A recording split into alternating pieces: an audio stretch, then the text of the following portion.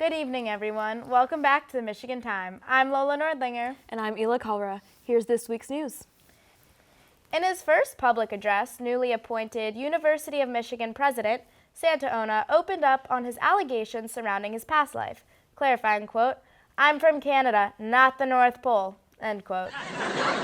Further questioned by a student about the nature of his clausness, Ono responded, "Shut the fuck up, you little elf." Ono will hold his next public seminar, Protecting the Homeland from Climate Change, next week. In other campus news, students in the Ross School of Business claim that inflation rates don't really bother them. An anonymous professor spoke with us saying, quote, "We prepare our students for the real world with our grading system. If they can handle this absurd degree of inflation, then they can handle anything." In more local news, the Ann Arbor water treatment plant accidentally discharged 1.4 million gallons of raw sewage into the Huron River today. There's no joke here. It's just like really, really shitty. You heard that right. This is the second Poop River story on Michigan Time this semester. Ann Arbor is now forcing electric vehicle drivers to pay for power at downtown charging stations with the intent on becoming, quote, revenue neutral, end quote, causing sales of giant hamster wheels and oversized fan belts to skyrocket. Construction on State Street cruises along as foreman John Foreman, no relation, announces that construction on State Street is cruising along as workers have just finished 1 square yard of road. Quote, "A yard is like 3 feet, so that's like 9 feet of road," end quote. In the tech world, Elon Musk has hinted at the release of a, quote, everything app, end quote, called X after he buys Twitter.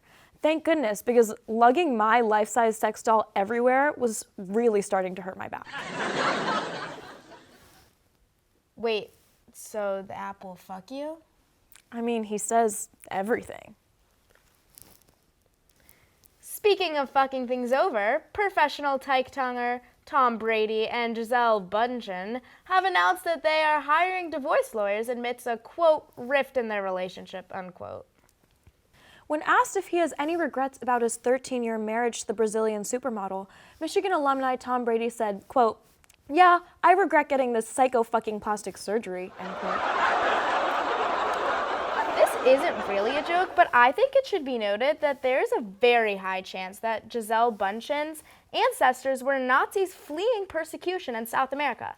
I don't think enough people talk about that. No. First of all, Gisele is a full-on white person name. Her last name is Bundchen, and that is just not a Brazilian name. That's an Aryan name. That's an Aryan name if I've ever heard one, yeah.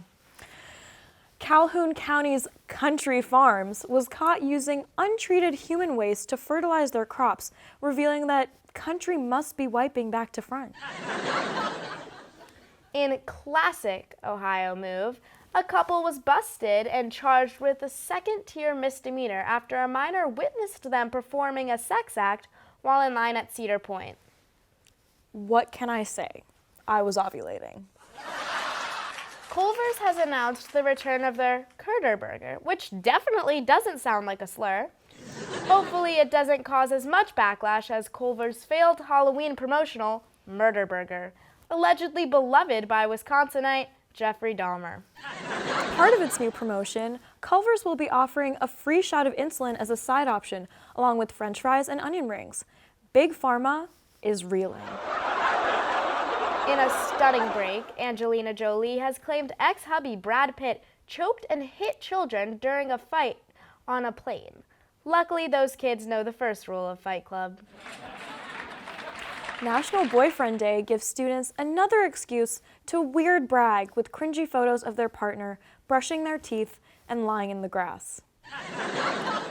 It also shines a spotlight on straight women who refer to their boyfriends as their partner. In more national news, a man transporting 114 pounds of pure fentanyl was arrested by the DEA, and he struck a deal to help them capture his accomplices. He proceeded to escape the DEA agents and lose the tracker. Before he escaped, investigators were able to snap one photo of him. Well, that's all we have for tonight, folks. Good night, and thanks for tuning in to Michigan Time. See you next week.